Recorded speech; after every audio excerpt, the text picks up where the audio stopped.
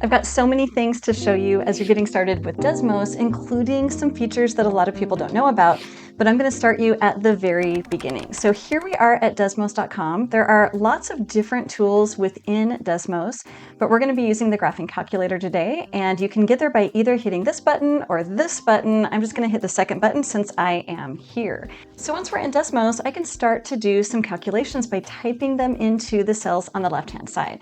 I'm going to make the entry side larger by just hovering in between here until I get that little resizing tool, and then let's click, hold, and drag to make that a little bit larger. And I'm going to start us off really simple with something like 3 plus 4. I could also change this into a function, and I do f of x. Let's call this x plus 4. So f of x is equal to x plus 4.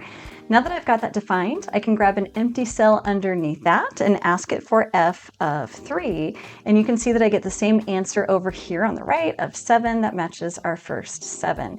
Now to clear any entries that you've got, you're just going to click the X over here on the right-hand side right above that answer. So I'm going to click the X, and click the X. Now Desmos has tons of different built-in tools, and you can get to those by opening up the keypad. Over in the left-hand corner, I'm going to click on that arrow, and I've got all of my tools here, including several different functions, which are organized here by type. So tons of options, but we want to continue with our calculations. Now, to be honest, I rarely use these as I'm doing calculations because I know what the shortcuts are, and I feel like they're pretty intuitive. So if I wanted to do something like a power, I could use one of the tools over here, or I could just say 3, and then I'm going to use my caret key, which is shift of 6. So 3 to the, and let's say that I wanted to do 3 squared, and I get 9.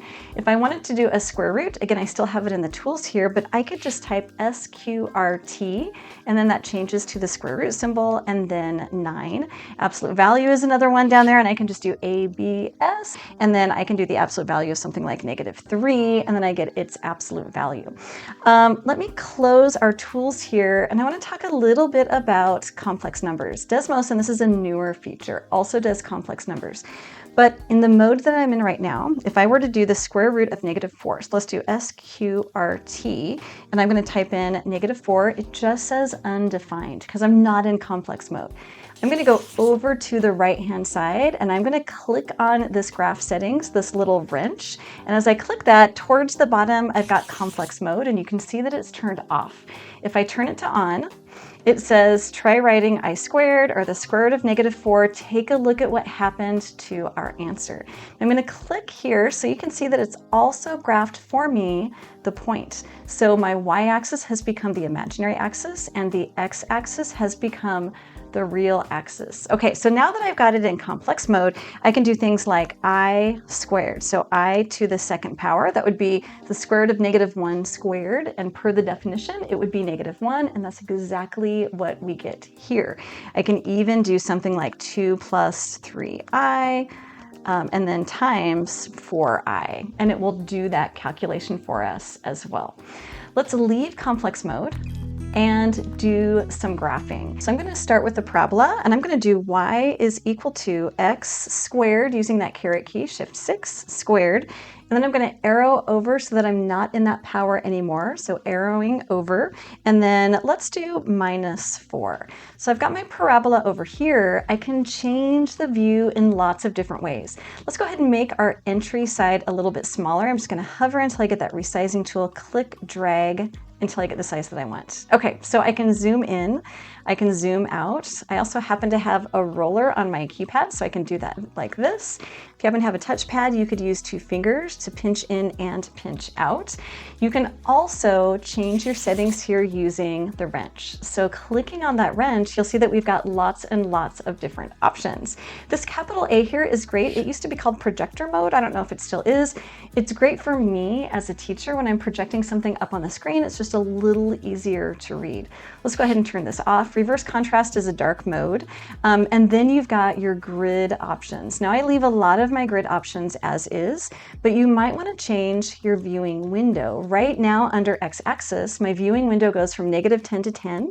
And on my y-axis, I'm going from -7.7 whatever to +7.7 whatever. To change that viewing window, I'm just going to type right over my minimum value and do -10, 1, and then that maximum, I'm going to change that to 10. You can also change the step. The step changes where your grid lines are. I'm going to leave that for now. Opening this up, you've got some additional options, which really aren't important for what we're doing. I'm also going to turn complex mode off because we're going to be graphing in the real coordinate system. Okay, let's turn this off as well. And if you're doing trig, you can switch between degrees and radians here. Okay, let's go back. So I'm just going to click to leave this. But there's also a default viewpoint, which is really helpful if you're messing around, and you can click that to get back to the original view. Let's go back to our parabola. If I click on the cell where that parabola was, you'll notice that some gray points show up, and these are some key points that Desmos is identifying for us. We've got our two x-intercepts of -2, 0 and 2, 0. We also have our y-intercept there, which happens to be our vertex of 0, -4. Now, as soon as I click off of my graph, I lose those points. But let's say that I wanted to label and keep the label for the vertex. Let's click the graph, and then I get that point there of 0, -4. Notice this little, it looks like a book with an arrow on it. This actually copies it over into our entry or our expression list. I'm going to do that. I'm going to click that, and it ends up over here, and it gives you the option to label as well. So if I click that label, it will leave the coordinates up there. You could also be more descriptive with this label. Say you want to label this one as the vertex. Let's add a second graph. This time I'm going to add a square root graph. I'm going to click on the empty cell below. I'm going to use function notation. Let's do f of x is equal to, I'm going to grab the square root symbol from my keypad, or you could type in sqrt parentheses. There's my square root symbol. Let's close that keypad. I want to do x plus 3. Okay, so I've got my square root symbol. If you wanted to move your graph around, you can click and then hold and drag to move your graph around. But what I really want to do is to show you some of our formatting options. I can click these graphs on or off by clicking on that colored circle. So I've now turned off that parabola. I can turn it back on. I can also add some additional features by clicking and holding on that colored circle. This gives me the option to do a dotted line. It gives me the option to make the line thicker. So this is my thickness. I could double that thickness by typing a 5 there, and I can change the color. I can do the same thing with my point, which now shows up in blue. So if I click and hold on the colored circle next to that point, let's say that I wanted to make that point a little bit bigger. So I'm going to make it 10, and then you can change the color. You can move the label around. I can put the label underneath or off to one of the sides. I'm actually going to turn the label off because I want to show you the drag feature. So if I click to turn the drag on, I can now, let me click to get out of this. I can now hover on that point and then move it. And as I move that point, it acts as a trace. And I end up with now landing on 2, 0. This is a great way to explore some functions. I'm going to put that right back there on our vertex. Actually, let's turn this one off. I'm going to click on the colored circle to turn it off. I want to work with our square root function some more, but to do that, let's go ahead and get rid of some of the cells we're not using. I'm just going to click on the X on those cells up above. The first thing that I want to do is to add the table that goes along with our function. I'm going to click on the cell that contains our function, and then I'm going to choose the gear setting. So if I click on that gear setting, it gives me several options. I want to create a table, and it's created automatically a table for us with the points that live on that table. I can, of course, change the table, and I can ask it what happens at 3. I can ask it what happens at 6, and so on. I can also change the formatting of the points. Say that instead of a circle, you wanted it to be an X or a square or whatever. You wanted lots and lots of options here. Now we could absolutely continue adding entries here on the left-hand side, but say that I want to keep these two without my entry side being super messy. Let's add a folder. I'm going to put my cursor in an empty cell at the bottom just by clicking it, and then I'm going to use the plus sign in this upper left-hand corner. If you click that add item symbol, there's lots of great options here. We're going to choose folder, and I'm going to call this square root function. I'm going to add the two entries, the table and the function itself, to this folder. To do that, you're going to hover on this bar on the left. See how I've got those two crossing double arrows? Once I've got that, I can click and drag and hover over my folder. I'm looking for that line to show up just to the left of the table. Once that line is there, I know that it's part of the folder and I can let go. I want to do the same thing with my function. I'm going to look again for those double arrows so I can move it. Clicking, holding, and dragging. I'm looking for that line to show up. Okay, and there's that line. So now that lives in my folder as well. I can close the folder now by clicking on that arrow. So a really, really nice way to go. Notice how it's showing the contents of the folder like we had done before with those colored circles. I can click on the circle there on the left and it has disappeared. And I wanted that to disappear because we're going to look at sliders, which is another tool that I really want you to have in your toolbox. It's also great for learning transformations. Okay, so let's go ahead and put a function in here. I'm going to call this one g of x. So g of x is equal to, I'm just going to do, let's do like 3x squared. So this is going to be a parabola that's been stretched vertically. But let's say instead, I want to add a slider here so we can experiment with that.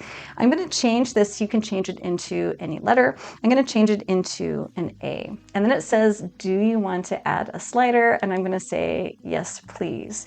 The slider is going from -10 to 10 now. And I'm going to change the formatting of this so it shows up a little better by clicking, holding onto that circle. I'm going to make this one orange, and I'm also going to make it quite a bit thicker using 6. Okay, so with the slider now, I can hover over it and move that slider and see what happens as I move this. This is a great way to experiment. I can also animate this by clicking on this play button, and it will animate it through the parameters for that slider. Let's go ahead and pause this, and I want to show you how to change those parameters. If you click anywhere here where it says A is equal to, it will bring up the parameters, but blank this time. Let's say that I really wanted to explore just between -5 and 5. I can even put a step on here that it goes through. Once I've got that, I can just click anywhere else, and now I've got the slider just going from -5 to 5. I want to show you one more slider and one more type of function that you can type in. I'm going to click on X to get rid of everything that I've got there on that expression side. I'm going to put in a circle, so I need x squared. So X with my little caret, so shift 6, 2, and then arrowing over, so I'm down on the baseline there, and then plus y squared. So with that caret key again, and then squared, arrowing over, is equal to, and you can say equals R for your radius, and then you can add a slider for the radius. So you can see how I do not need to use y equals or f of x equals or even a function in Desmos, which is great. Now I don't need to add just a single slider. So right now I've got a slider for R. I can also add some sliders for my coefficients. Let's say that I want an A here and I want a B here. I can add those sliders as well. And I can see what happens as I change A. I mean, this is really cool, right? 4 conic sections going from a circle to an ellipse to a hyperbola. So some really, really great options here. Subscribe to learn even more. I've got so many tutorials. I would also love to know how you use Desmos. I'll see you next time.